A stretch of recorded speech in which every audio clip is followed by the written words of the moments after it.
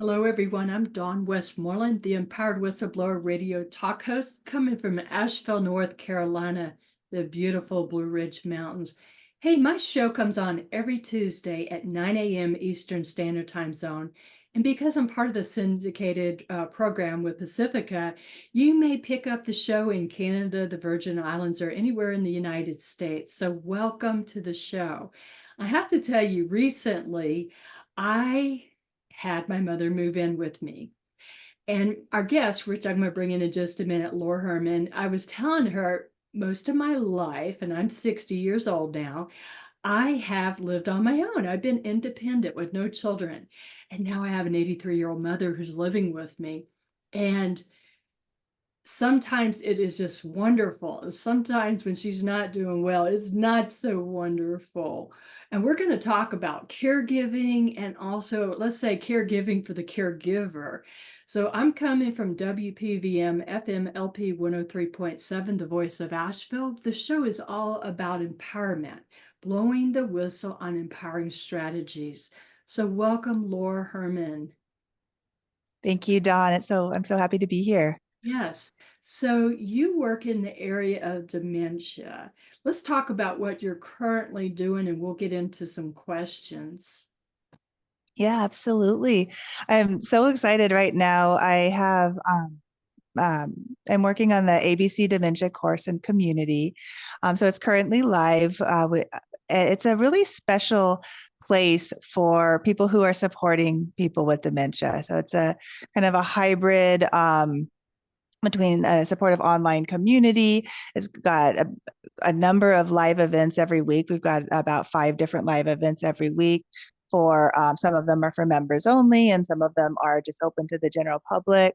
We've got an extensive resource library, but really, I love people with dementia. I love helping um, people understand people with dementia better. And it's just, I'm so thrilled and honored to be able to have this opportunity to just connect with people who are really want to understand how their person with dementia, like what do they need? What are some of the bright spots in this? It's not always just doom and gloom. It doesn't have to be if we can feel the pain and the grief that we feel. There's a huge, tremendous amount of loss. But when we get through that, when we feel it and get through the other side, there's also all this potential for beauty. And so I really, really love connecting with people who are looking for the not the toxic positivity. I can't stand that. A lot of it just sucks, and there's no way around that. But the way through it is through it. We feel the pain, and then on the other side, there's all this unexpected brightness and this potential to connect with our people in different ways that we never have. And I mean, just so much potential. So I just love connecting with people. Um, on that level, especially.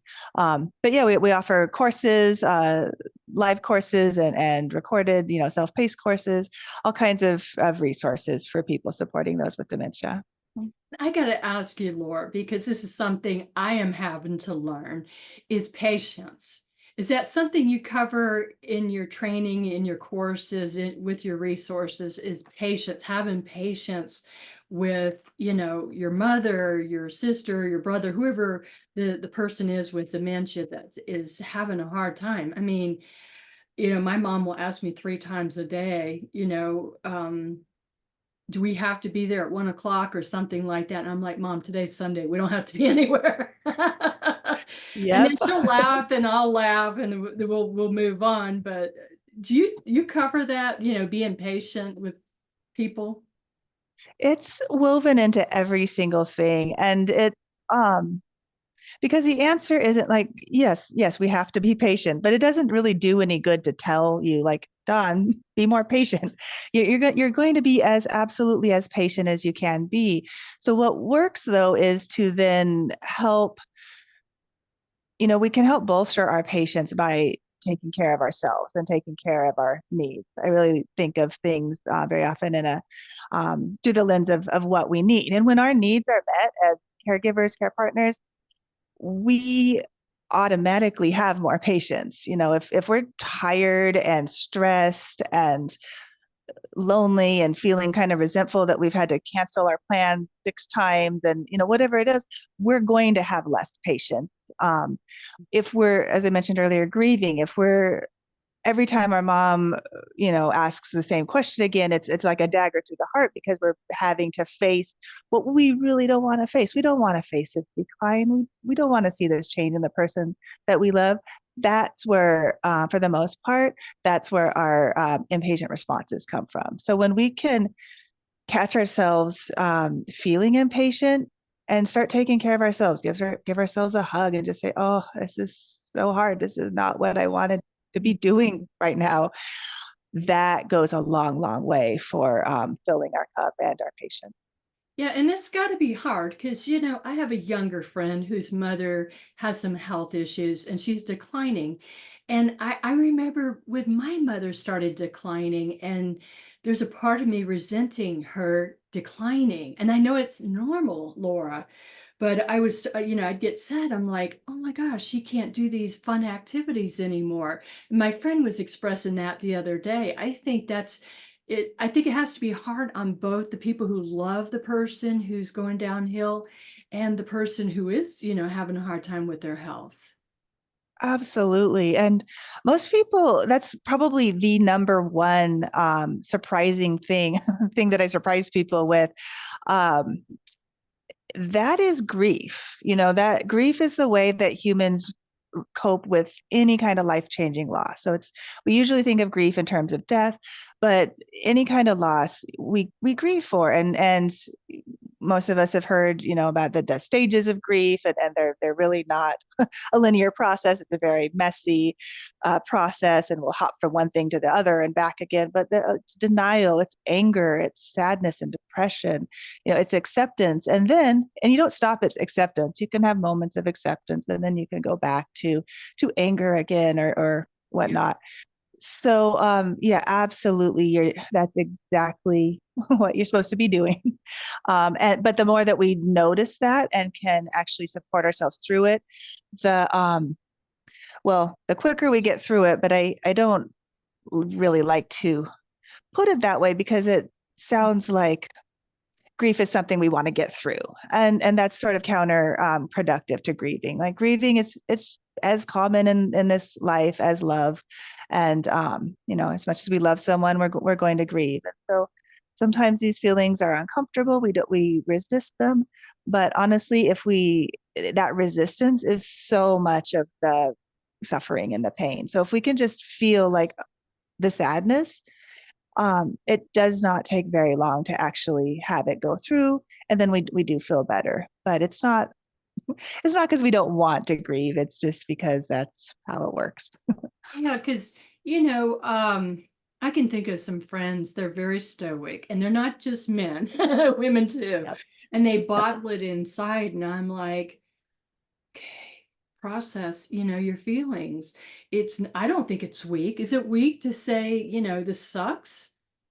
I Oh, don't. absolutely not. No, it's so I think there's a balance to be said for that. So I know a lot of people who are very much about saying this sucks, and they're, nope, nothing will work. We tried everything. This sucks. This is tragic. And people get very stuck in that mindset. And I don't think that that's healthy.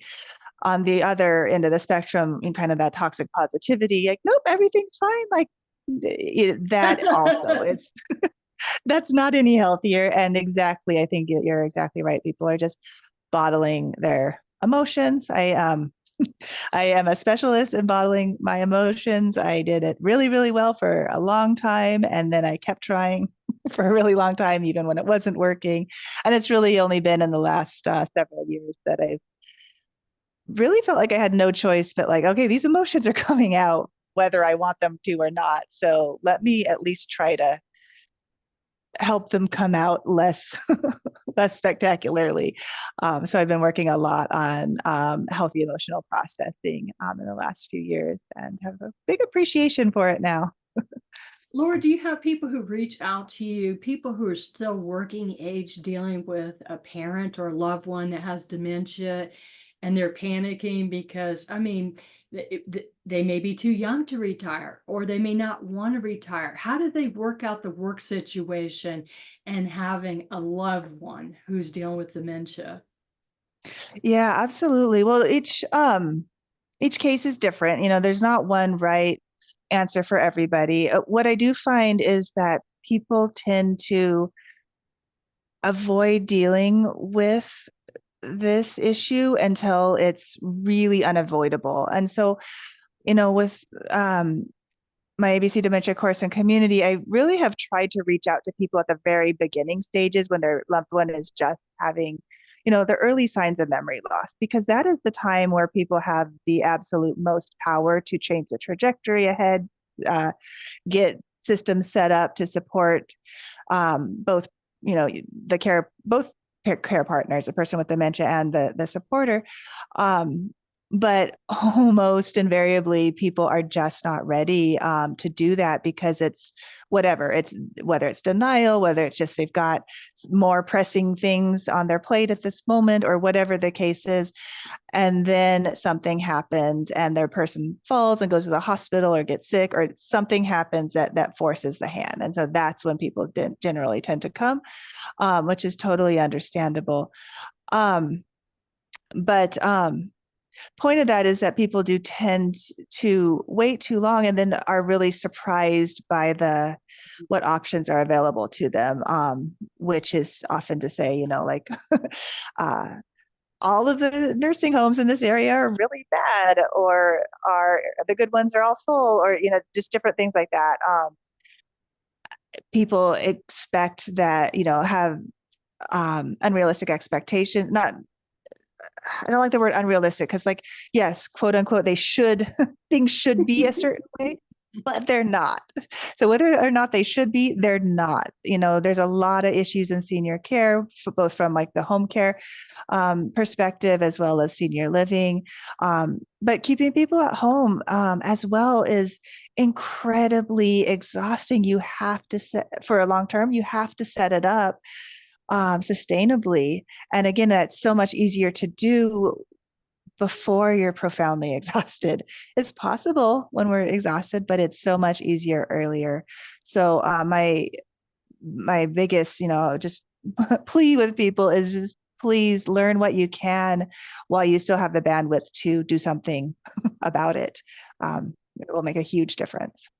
Laura, I don't think most people plan ahead, and I say that, they never see their parents getting older or their loved ones, might needing care. Why do you think people wait till the last minute and they're more reactionary than proactive? I I think there's a lot of reasons. I think it's I don't know if it's human nature, if that's exactly the right word. I mean, I certainly understand it. I am someone who has been in dementia care for 25 years. I know the importance of an advanced directive. I have told a million people how important that is. Do you think I have mine set up? Like, it's just human nature. We just, again, denial. It's got, like, yes, I need to get this set up. I also have this pile of things that is a more pressing deadline. I mean, so I understand it. I absolutely do. And I mean, I could cite case after case after case of why it's so important to just get it done. So I do have my my meeting with my financial advisor, and I will be getting my POA done. But yeah, it's taken a long time. Get it. And thanks for being transparent about that, because it's so easy to say you have your act together, but we all probably could improve on certain areas. Is that Oh fair? yeah, Yeah. Let's talk about the yeah. caregiver, because 5.5 years ago, almost 6 years actually, my mom was diagnosed with breast cancer. Now she does have cognition issues right now. She hasn't been formally diagnosed with dementia, but her mother had it. And so for almost 6 years, gosh, hard to believe, I have been a part-time caregiver, and then it increased to where I have her full-time. And I think sometimes women especially, we get super fixated on trying to take care of somebody we love and we neglect ourselves. How important is it to take care of ourselves? And how would you take care of yourself? Yeah, I couldn't. This, I think, is probably the most important question, and especially, you know, um, I don't like to generalize by gender, but it is, there are a lot of women who um, have been raised to take care of other people before themselves. You know, in my case, it was very, very strongly ingrained that taking care of Mhm. myself was selfish. If there was time at the end of the day, yeah, maybe I might do something. There's never time. There's never time. There's always something more important to do. And I don't like, I don't know why it is that I Mhm. reject so much that, put your, like the airline said, put your oxygen mask on first. Like, I just hate that. I don't know why, and maybe it's just because of how strongly it's ingrained, but I do think of, I have made a lot of progress, and I now do think of my needs as equally important as other people. And I don't necessarily have to take care of my needs first, but I have to take care of enough of my needs to be able to continue taking care of my kids' needs, my husband's needs, my Mhm. people that I'm supporting through work and that type of thing. Because, and again, just like I said with the power of attorney, I would tell people this all the time. Like, you have to take care of yourself. You can't take care of somebody else if you don't take care of yourself, Mhm. while and totally believing it, while at the same time just, no, I don't need a break. I'll just finish this and then I'll go take a break. Mhm. And suffering the consequences of it, being very impatient, reactive. Like, I felt really bad about how I was, behaving as a mom and as a wife, and then, you know, coming down on myself twice as hard, being very critical about myself, and, oh my God, you're such a bad mom, you're such a this, you're such a that. That doesn't help, by the way. So yeah, so it's been really revolutionary to just, like, be kind, like, oh, you're having such a hard time. So what I really recommend and promote to people now is to, when you take on that role of being a caregiver for your loved one, also commit to being your own caregiver, and so just strive to meet your needs the same as you're striving to meet your person's needs. It does get in real, like, it's nice and easy to say that. In real life, it is, the lines are blurry, like you said. It was a very gradual process. Like, there wasn't probably, or maybe there was a particular day, if there was some event that happened, or where you're like, one day that's just my mom, and the next day, like, well, now I'm a caregiver. A lot of people don't identify as caregivers.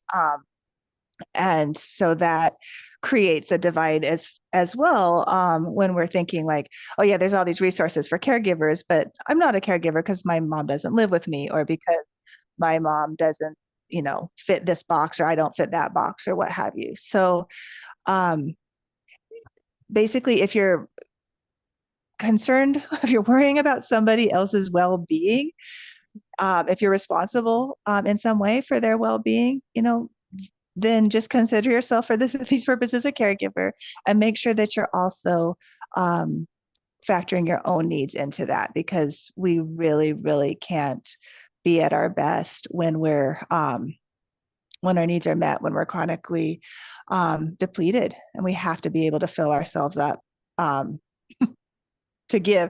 I mean, again, like the pouring from an empty cup analogy. I like that, but it doesn't speak to me as well anymore. But just like, kind of, you think about your phone. If you're going to continue using your phone, you have to plug it in. I mean, there's just, example after example, and we're no different. We have to refill ourselves in order to keep giving, or it comes out in physical crisis, mental or behavioral crisis. So. Mhm. Yeah. So when people need to take time for themselves, the caregiver person who needs to take care of themselves, what if they don't have somebody to step in, whether they don't have the money, the resources, to bring somebody in, or they don't have family members that want to support them? How do they deal with that? That's got to be rough. Oh my gosh, yes. And again, another plug for like just trying to do it easy earlier because it's much easier. You have more options the earlier you start because even though you're not aware of resources that are out there, oftentimes there are. And like there's a um, well, have in the resource library, we have a number where you can get access to, respite support and different things that you wouldn't probably even know about or even think to look for. So that's what I try to do with that resource library is just like, here's the things you would look for if you knew that they were out there, if you knew to look for them. And so there are resources out there. Again, a lot of times they're really hard to do, like if you're just hitting rock bottom and now all of a sudden I just can't continue or I just got really sick or whatnot. Even in those cases there are things, and there are typically things like literally like take 1 minute. At a certain point 1 minute is a break, and literally it's like go to the bathroom and do this 60-second meditation, and that's the break that you get like right now, and then we do it again, so it's very specific to each individual situation. Sure. What works, but there are answers out there if you know know where to look is the trick. That's the hard thing. That's what people always say is like, oh, now I know all of these things. I wish I had known when I was beginning all of these tricks and resources and things like that. It's like, I know, right? Yes, yes, yeah. Let's talk about your programs that you have right now. So, if somebody wants to check out what you're offering right now, this course, or they want to talk to you, tell me some of the ways that they can, where are these resources? How do they get a hold of you more? Yeah, absolutely. The course and community is, you can go to the website community.abcdementia.org, or you could just go to abcdementia.org. It's easier to remember. Mhm. Um, you can also email me at laura@abcdementia.org. It's Laura. And I'm just there all the time. And if you ever, if somebody wants to have a video call or a telephone call, and we kind of talk about what's out there, if it's a good fit or not. I just love talking to people about this type of thing. But if they do go to the course and community at abcdementia.org, you can always go through the resource library, come to some of the open live events. You can drop in with questions. Hey, I'm noticing this in my person. What do you think this might mean, or whatever type of questions they have. I just am there to chat about it. Yeah. So you say you've been doing this for 25 years. You could have been an astronaut or you could have been a librarian. Why did you get into this kind of work?